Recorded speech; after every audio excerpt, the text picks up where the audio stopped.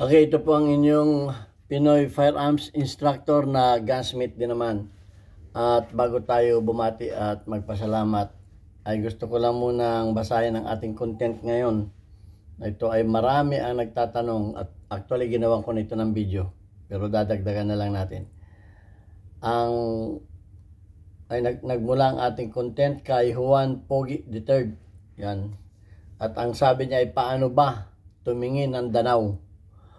Okay, so bago natin sagutin yan ay gusto ko lang muna kayong pasalamatan sa inyong pag-share at pagla-like ng ating mga videos. Nakatulong yan para dumami ang ating mga subscribers at tayo umabot na ng 45,500 plus na mga subscribers. At lalo tigit maraming salamat sa mga silent viewers na hindi nag-skip ng ads dahil nakatulong kayo para madagdagan ang ating revenues at ang ating kinikita sa YouTube ay tinutulong natin sa charity. Meron tayong 6 na estudyante na mga bata na tinutulungan ng mga anak na single parent. Kaya maraming salamat kay Jubit Francisco ng Teresa Rizal at kay Aljun Dating sa pagpapadala sa ating GCash number. Ayan yung ating GCash number. Maraming salamat sa iyo. At ganyan din maraming salamat kay Noli Peace America sa pagpapadala naman sa ating premiere videos. Okay, at sana marami pa ang tumulong para madagdagan yung ating mga bata na mga beneficiaries. At pumunta na tayo sa katanungan ni Juan Pogi III. Paano ba tumingin ang Danau? Okay. So kasama na dito ang mga revolver. Okay, disclaimer lang sa mga iba na inaano yung kumbaga pina-prioritize nila yung Danau. Hindi ko po angad na siraan kayo. Ang akin lamang ay sagutin yung mga nagtatanong sa akin dahil yan ang platform ng aking content. Yan ang aking content mula sa mga nagtatanong. Okay, so tinatanong kung paano malaman o tumingin sa mga Danau. Ang ibig po sabihin ng Danau ay ito yung mga hindi license na mga magagawa. Ito yung mga tinatawag natin na backyard maker. Hindi po kasali dito yung mga legit o yung mga factory na mga license factory. Okay, hindi ko nababanggitin dahil napapagkamalan tayo. Ito yung mga backyard maker. Alam na, at ang mahirap dito sa mga backyard maker, lagi kong sinasabi, ay hindi naman ito isang grupo. Madami itong grupo. Mga pamilya na gumagawa sa kanilang mga tahanan, kaya nga tinawag na backyard maker. Ito yung mga illegal na gumagawa. At meron din namang gumagawa ng mga tinatawag natin na Class A. So mahirap malaman ang ibang gumagawa na kumbaga ito sila yung mga legit at hindi rin natin alam ang mga materialis na ginagawa nila dahil nga wala naman itong mga quality control. Okay, so ang tanong lang naman sa atin ay paano malaman paano tumingin ang Danau.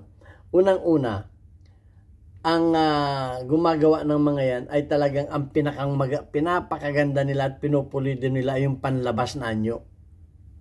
Yung panlabas. Kaya kung ikaw ay baguhan, talagang ikaw ay mapapaniwala na talagang legit yun. Lalo yung mga gumagamit na ng machine. At sa mga tatak, ay meron na rin gumagamit ng engraver machine. So, gayang-gaya nila yung mga original na tatak. So, pagka gumamit ng engraver machine, ay talagang mapapaniwala tayo na original. Kasi nga, gumamit na sila ng engraving machine eh. So, paano daw natin malalaman? Unang-una, ay yung mga sinaunang Danau, madaling makilala. Dahil sa mga revolver, makikita mo dito sa mga ganito, may mga dugtungan yan na kahit yan na i-reblow kasi yung ginamit nila dyan ay brass na pandugtong dyan ay may guhit na brass. Ibig sabihin ito ito nakapat na itong ano na to, walang bala to. Okay? Itong parte na to ay may guhit diyan na brass. Ibig sabihin niyan ay dugtong. Sa mga ganito din, makikita mo diyan, may guhit na brass o silver. Silver ang pinandugtong nila diyan. Okay, may mga pamamaraan sila diyan, magaling. Kahit itong dito sa mga ganito, may silver yan na ano, dugtungan. Kahit air blue, makikita pa rin yan. So, yung mga ibang nickel plated o chrome plated, matatabunan yan. So, hindi mo makikita yan. So, ayan ang ano.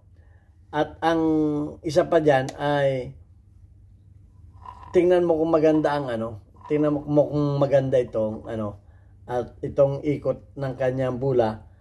Pagka inikot mong ganyan, halimbawa inikot mong ganyan, tingnan mo ito kung nagwawagol na ganun. Yan. Ito. Pag inikot mong ganyan at yan ay gumaganyan, itong sinterad na ito, yan ay malamang. At malamang yan ay tinatawag natin na paltik. At pag ginanyan mo at hindi magandang bumalik, okay, hindi magandang bumalik, isa yan sa palatandaan. Okay. At ang isa pa dyan ay pag tiningnan mo itong kanyang bula dito sa loob, ang mga original talaga, may mga number yan dito. May mga part number yan. Lahat ng mga parts niyan, dito sa loob, makikita mo. Kamukha nito, meron yan. Hindi lang ninyo makita. Ito, meron yan dito. Part number yan. At kahit aling dyan, kahit ito dito sa loob, may makikita ka rin ito. Itong bulaklak na to. So, ayan ang mga sinyalis dyan. At sa pagka-finish yan, ay halos hindi mo malalaman ang pagka-finish. Okay? Lalo na kung yan ay bago pa. Malalaman mo lamang yan na danaw pag yan ay putok mo na ng 50 o 100, malalabas na yung ano niyan. Merong hindi nalalabas yung tingga. Maraming ano yan. Kaya, kung sa labas lang, ay mahirap talagang makita. Pero, malalaman natin yan dahil meron silang mga stamp na mga maliliit na stamp dito na nilalagay. Kamukha nito, may mga maliliit silang stamp. Nakalimutan ko ng tawag dito. Parang thumbnails. Yan, may mga stamp sila na gagamitan mo pa ng microscope para makita mo. Meron yan sa mga ibang part na ganyan. Pag may mga stamp na ganyan, parang maliit na logo. Yun, makikita mo dyan. Pero makikita mo talaga ang katotohanan yan pag binuksan mo na.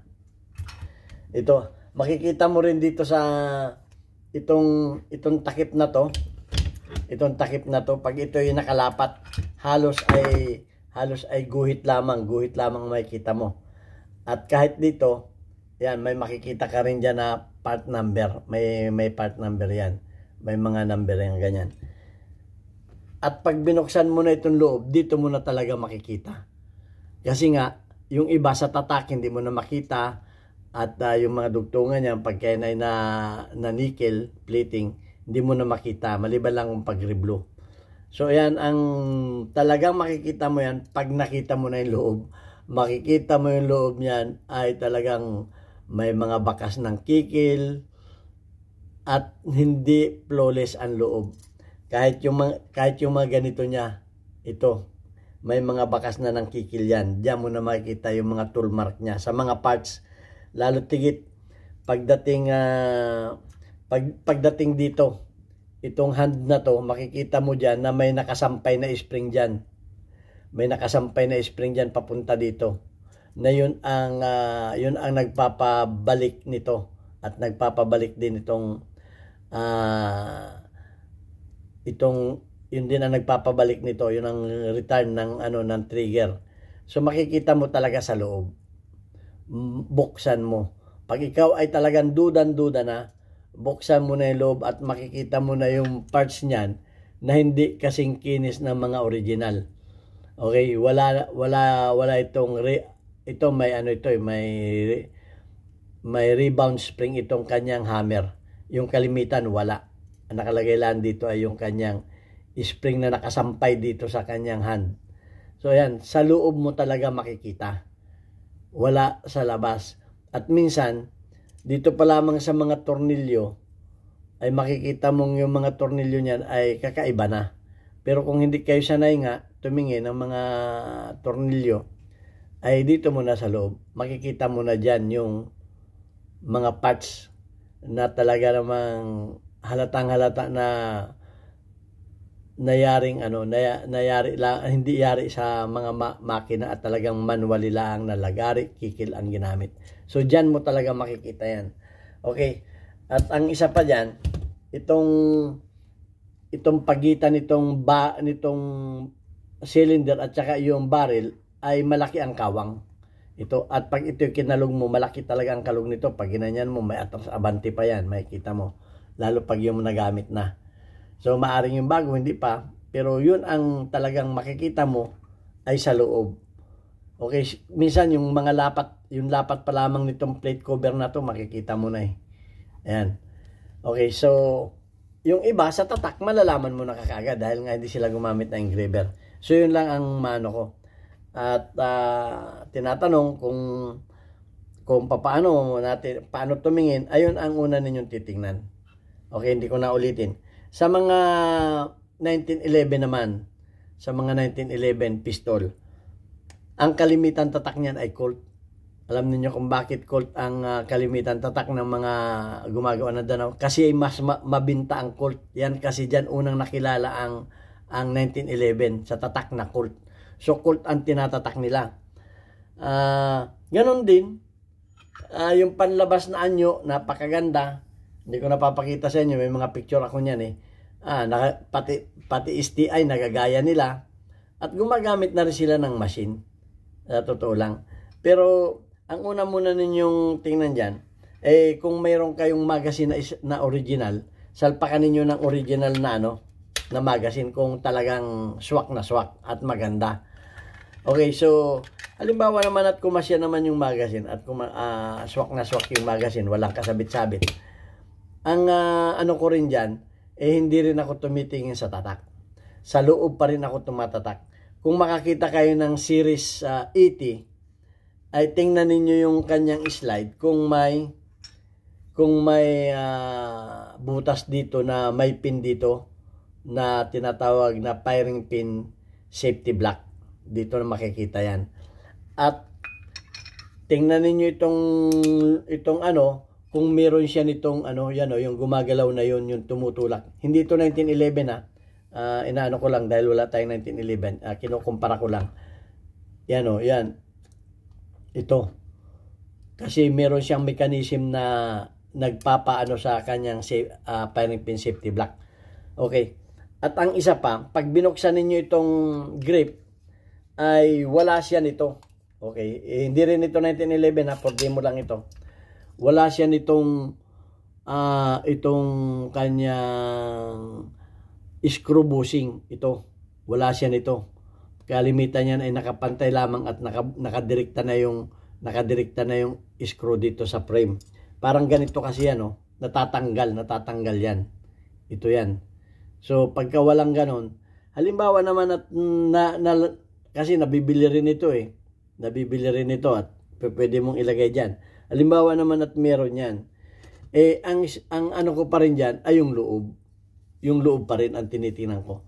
Kung may mga iba kasi ang tool mark nung may tool mark din na pero hindi mas grabe yung pinakang tool mark niya dito. Makikita ninyo. Lalo dito sa mga slide na ganito, makikita mo diyan ay talaga naman yung tool mark, may mga bakas pa ng kikil diyan. Dito may mga bakas pa rin ng kikil at yung bakas ng barina, makikita pa rin ninyo diyan. So hindi man siya gaanong ka-flawless. Maano ninyo yan. At meron din kayong makikita dyan na mga kamukha din doon sa sinabi ko kanina sa revolver na mga stamp. May mga stamp yan na kamukha nitong mga stamp na ganito. May mga stamp, may mga maliliit na stamp yan. Hanapan ninyo yan sa mga Pagka wala kayong nakikitang mga stamp na ganyan ay nakakapagduda yan. At ang isa pa sa mga barrel din, meron din 'yan sa mga barrel kasi kalimitan ng barrel nila ginawa din lang nila. Okay, meron ding yan.